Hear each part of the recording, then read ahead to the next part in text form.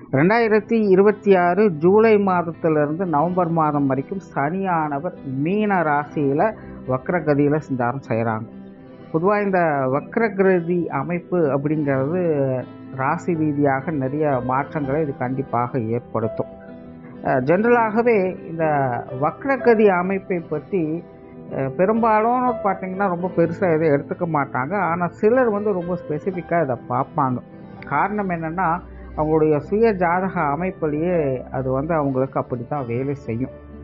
யாருக்கெல்லாம் சுய ஜாதகத்தில் கிரகங்கள் வக்கரமாக இருக்கோ அந்த கிரகங்கள் கோச்சார ரீதியாகவும் வக்கரம் பெறும் பொழுது அவங்களுக்கு இன்னும் கூடுதலாக வேலை செய்யும். அந்த வக்கர அமைப்பை பற்றி அவங்க ஈஸியாக புரிஞ்சுப்பாங்க. அது அவங்களுக்கு நிதர்சன வாழ்க்கையில் அப்பட்டமாக அப்படியே தெரியும். மற்றவங்களுக்கு தான் அது பெருசாக புரியாது.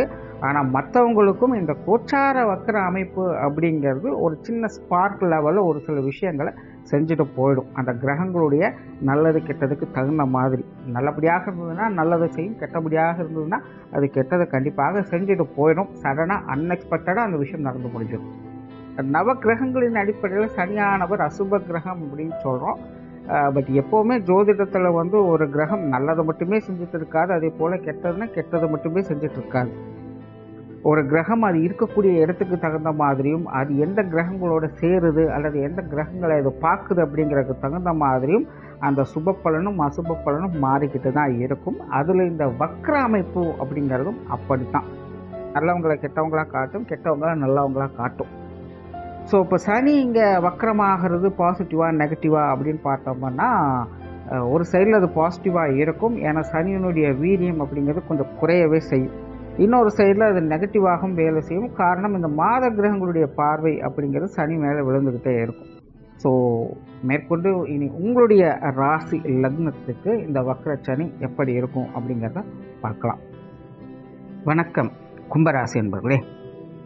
கும்பராசிக்கு ராசிக்கு 2ஆம் இடத்துல சனியானது சஞ்சாரம் செய்துட்டு வருது. ஆல்ரெடி கும்பராசிக்கு 7 சனி காலம் அப்படிங்கிறது நடந்துக்கிட்டு இருக்குது. அதில் இப்போ பாதச்சனி காலம் அப்படிங்கிறது போய்கிட்டு இருக்குது. ஸோ உங்களுடைய பாதச்சனி தான் அடுத்த 5 மாதங்களுக்கு வக்ரகதியில் சஞ்சாரம் செய்வாங்க.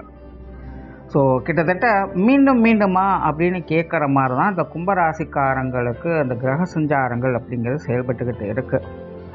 அதாவது கும்பராசிக்காரங்களுக்கு பார்த்திங்கன்னா பல முரண்பாடான விஷயங்கள் அப்படிங்கிறது வாழ்க்கையில் அதிகமாக இருக்கும். உண்மையில் அவங்க ஸ்ட்ரகிள் ஆகிறாங்க, இல்லை ஃபெயிலியர் ஆகிறாங்க அந்த மாதிரியெல்லாம் சொல்கிறதுக்கு இல்லை. ஆனால் வாழ்க்கையில் என்ன முயற்சி செஞ்சாலும் மேலே வரவே முடிய மாட்டேங்குது. ஏதோடு நம்மளை தட்டி விட்டுக்கிட்டே இருக்குது, ஏதோடு நமக்கு இடைஞ்ச குடிச்சிட்டே இருக்குது. ஆரம்பிக்கும் போது எப்படியோ அதை ஆரம்பிச்சிடறோம், ஆனால் அதை முடிக்கிறதுக்குள்ளே படாத பாடுபட்டுறோம். யாரையுமே எதுக்குமே கன்வின்ஸ் பண்ணவே முடியறதில்ல அப்படிங்கிற மாதிரியான ஒரு சிக்கல்களுக்குள்ளே அவங்க இருந்துக்கிட்டு இருக்காங்க.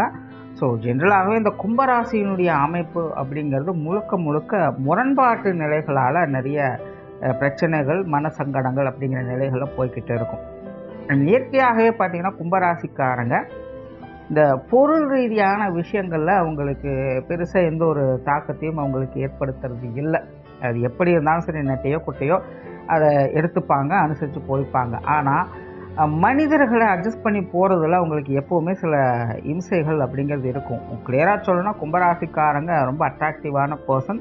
அவங்க எப்போவுமே எல்லார்கிட்டையுமே வெளிப்படையாக இருக்கணும், எல்லாத்தையுமே ஒரு நட்பு வட்டாரத்துக்குள்ளே அமைச்சுக்கணும் அப்படிங்கிறது தான் அவங்களுடைய விருப்பமாக இருக்கும். ஸோ அதனால் எல்லார்கிட்டையுமே ரொம்ப ஈஸியாக கன்வீனியண்ட்டாக பழகக்கூடிய மைண்ட் செட் அவங்கக்கிட்ட உண்டு.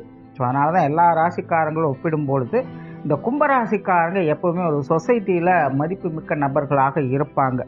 அதாவது எதிரிகளை கூட நண்பர்களாக பாவிக்கக்கூடிய அந்த மைண்ட் செட் அப்படிங்கிறது கும்பராசிக்காரங்களுக்கு உண்டு. அவங்க அவ்வளோ சீக்கிரம் எதையுமே புறக்கணிக்க மாட்டாங்க.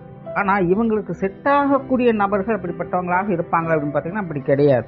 அதனால தான் எப்போவுமே இந்த கும்பராசிக்காரங்களுக்கு பொருட்களை காட்டிலும் மனிதர்களுடைய முரண்பாடுகள் அப்படிங்கிறது எப்போவுமே ஒரு முடிவில்லாத ஒரு பிரச்சனை மாதிரி போய்கிட்டே இருக்கும். ஸோ இந்த கும்பராசிக்காரங்க அந்த மாதிரியான சிக்கல்கள் பிரச்சனைகளை தான் அடிக்கடி சிக்கிக்குவாங்க. ஸோ கிட்டத்தட்ட இந்த 7 சனி காலத்திலையும் இதுதான் இவங்களுக்கு அதிக பிரச்சனைகளும் மன வருத்தங்களையும் ஏற்படுத்தக்கூடிய ஒரு விஷயமாக இருக்கும். மற்ற எதுவாக இருந்தாலும் அது ஓகே அப்படிங்கிற நிலைகளை அவங்க அனுசரித்து போவாங்க, எப்படி அதை சரி கட்டவும் செஞ்சுடுவாங்க. ஆனால் இந்த மனுஷங்களை அனுசரித்து போகிறது, உடன்பட்டு போகிறது அப்படிங்கிறதெல்லாம் ஒரு சிக்கலான விஷயம்தான். ஸோ இந்த வக்ர சனி காலகட்டங்கள்லையும் இந்த ஒரு அமைப்புகள் அவங்களுக்கு இன்னும் கூடுதலாக வேலை செய்யும். ஸோ இந்த வக்ர சனி காலத்தில் கொஞ்சம் கவனமாக இருங்க. காரணம் என்னென்னா, சனி மட்டும் இங்கே வக்ரமடையில் உங்களுடைய ராசி அதிபதியும் சனி ராசி அதிபதி இங்கே வக்ரகதியில் செயல்பட்டு இருக்கிறார் அப்படிங்கிறதும் கூடுதலாக இங்கே சேருது. ஏன்னா கும்பராசியை பொறுத்த வரைக்கும் சனியானவர் ராசிக்கும் 12ஆம் இடத்திற்கும் அதிபதியாக வரக்கூடியவங்க. ஸோ அந்த சனியானது இப்போ 2ஆம் இடத்துல வக்ரகதி அடையிறது அப்படிங்கிறது கொஞ்சம் கவனமாக இருக்க வேண்டிய காலகட்டம். குறிப்பாக பேச்சுவார்த்தைகளில் உனக்கு நாக்கில் தான் சனி அப்படிங்கிற ஒரு காலகட்டம் இது. நீங்கள் நல்லதுன்னு நினச்சி தான் பேசியிருப்பீங்க, அது ஒரு சிக்கலில் போய் முடியலாம். இல்லைனா நீங்கள் சொல்கிற விஷயங்கள் மற்றவங்களுக்கு கன்வீனியண்ட்டாக போய் சேராமல் இருக்கலாம். நீங்கள் ஒன்று சொல்ல அவங்க ஒன்று புரிஞ்சுக்க அப்படிங்கிற மாதிரியான விஷயங்கள் அதிகமாக நடக்கும். ஸோ இந்த காலகட்டங்களில் கும்பராசிக்காரங்க பேச்சுவார்த்தைகளில் அதிக கவனம் தேவை. குறிப்பாக குடும்ப உறவுகள் வகையில் இந்த விஷயங்கள் இன்னும் அதிக கவனம் தேவை. ஏன்னா நீங்கள் என்ன சொன்னாலும் மற்றவங்க புரிஞ்சுக்கிறது அப்படிங்கிறது ஒரு கேள்விக்குறியாகத்தான் இருக்கும். கிளியராக சொல்லணும்னா, நீங்களே கூட மனசில் ஒரு விஷயம் நினச்சிருப்பீங்க, ஆனால் அதை வெளியில் கொண்டுட்டு போகும்போது நீங்களே சில வார்த்தைகளை மாற்றி பேசிடலாம். உங்களுக்கு தெரிஞ்சோ தெரியாமலோ அந்த விஷயங்கள் நடக்கலாம். அது போய் சேரும்போது வேறு மாதிரி போய் முடியலாம். ஸோ அதனால் பேச்சுவார்த்தைகள், குடும்ப வாழ்க்கை சார்ந்த விஷயங்கள், குடும்ப உறவுகள் சம்மந்தப்பட்ட விஷயங்கள்லாம் இந்த வக்ர காலகட்டங்களில் கொஞ்சம் கவனமாக இருங்க. ஏன்னா இது எதுவுமே பிளான் பண்ண மாதிரியெல்லாம் இருக்காது.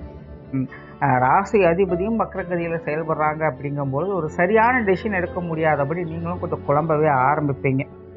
அண்ட் முன்னாடியே சொன்ன மாதிரி இந்த கிரகங்களுடைய வக்ர காலகட்டம் அப்படிங்கிறது பழைய விஷயங்களை கிளற ஆரம்பிக்கும். ஸோ கும்பராசியை பொறுத்த வரைக்கும் பழைய பிரச்சனைகளுக்கான பேச்சுவார்த்தைகளை இறங்கக்கூடிய ஒரு காலகட்டமாக இருக்கலாம். அது அவங்க ஜாதகப்படி சில முக்கியமான விஷயங்கள், காரியங்கள், அதுவும் இந்த 7 சனி காலத்தில் எதெல்லாம் உங்களுக்கு பிரச்சனையாக இருந்ததோ அதில் சில விஷயங்கள்லாம் பார்த்திங்கன்னா பாதியிலே நின்று போயிருக்கும், முட்டுக்கட்டையாக முடிஞ்சு போயிருக்கும். ஸோ அந்த மாதிரியான பிரச்சனைகளை மீண்டும் நீங்கள் பேச்சுவார்த்தைகள் மூலமாக தீர்க்கலாம் அப்படின்னு ட்ரை பண்ணுவீங்க.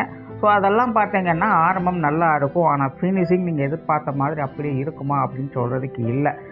பட் என்ன ஒரு நல்ல விஷயம் அப்படின்னா, உங்களுடைய ராசிக்கு 6ஆம் இடத்துல இருக்க குரு உச்சம் பெற்ற நிலையில் உங்களுடைய ராசி அதிபதி சனியை அங்கேருந்து பார்க்குறாங்க. ஸோ வக்ரச்சனி அப்படிங்கிறது குருவினுடைய பார்வையில் இருக்கிறது அப்படிங்கிறது இந்த தடவை ஒரு சாதகமான அமைப்பாக பார்க்கப்படுது. குருவும் சனியும் பார்த்திங்கன்னா நவபஞ்சம யோகத்தில் இருக்கிறாங்க. ஸோ இந்த அமைப்பு ஓரளவுக்கு உங்களுக்கு வேலை செய்யும். அதனால் எல்லாத்துக்குமே இந்த பேச்சுவார்த்தைகள் சங்கடத்தை தான் கொடுக்கும் அப்படின்னு சொல்கிறதுக்கு இல்லை. ஒருவேளை அது நெகட்டிவாக அமைஞ்சாலும் கூட கெட்டதுலேயும் ஒரு நல்லது நடந்தது அப்படிங்கிற ஒரு நிலைகளில் அவங்களுக்கு அது சாதகமாக தான் இருக்கும். அது சொல்ல வர்றது என்னென்னா, எதிர்பார்த்த மாதிரியே உங்களுக்கு அந்த விஷயங்கள் பூர்த்தி அடையணும் அப்படிங்கிறது கிடையாது. ஆனால் அந்த பேச்சுவார்த்தைகள் உங்களுக்கு சாதகமாக அமைஞ்சாலும் சரி, இல்லை பாதகமாக அமைஞ்சாலும் சரி, அது உங்களுக்கான ஒரு சாதகமான வாழ்க்கைக்கு தகுந்த ஒரு விஷயம் அப்படிங்கிறத எடுத்துக்கலாம். அண்ட் கெரியர் ரிலேட்டடான விஷயங்கள்லாம் இந்த காலகட்டங்களில் கொஞ்சம் மந்தமாகத்தான் இருக்கும். ஆனால் பெருசாக நெகட்டிவாக சொல்கிறதுக்கு எதுவும் இல்லை. புதுசாக எதையும் ட்ரை பண்ணாதீங்க. வழக்கமான விஷயங்கள் அப்படிங்கிறத கண்டினியூ பண்ணிக்கலாம். புதுசாக ஏதாவது ட்ரை பண்ணிங்க அப்படின்னா இப்போதைக்கு குழப்பங்கள் அப்படிங்கிறது அதிகரிக்கும். வழக்கமான விஷயங்கள் அப்படிங்கிறது எப்பவும் போல் போய்கிட்டு இருக்கும், அதில் எந்த பிரச்சனையும் இல்லை.